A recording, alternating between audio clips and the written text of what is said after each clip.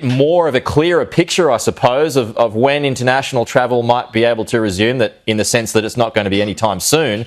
But how did you react to that news this week? And you've got Qantas, Virgin pushing flights back to December, and the international travel unlikely to resume before mid next year. Yeah, well, I suppose on the surface it was a bit disappointing, although nothing, as far as I can see, has really changed.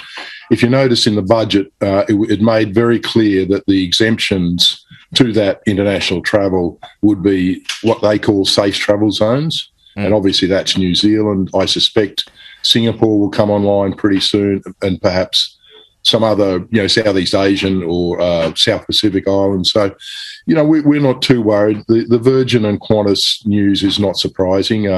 International travel's not as important for them as domestic is.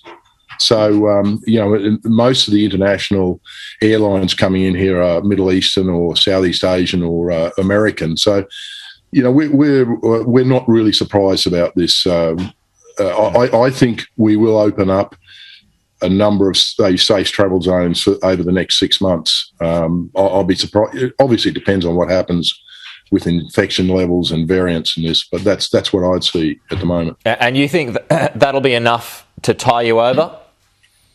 Yeah, look, we in Australia and New Zealand, we do quite a bit of domestic travel, particularly in our corporate business.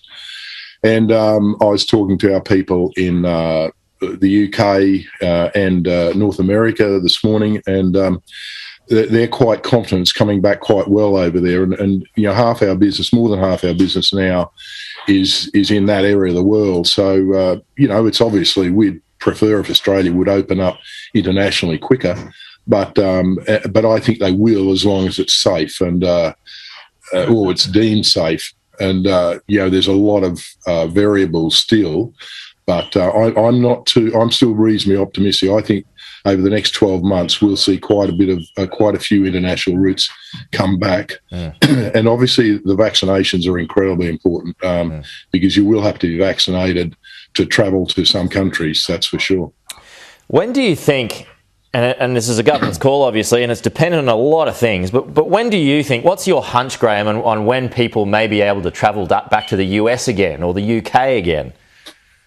Look, it depends a lot on what their status is over the next 6 or 8 months. Yeah. My feeling is the way things are going, and this is Canada as well with the vaccine rollout, I think they've got 45% of Canadians now with at least one vaccination.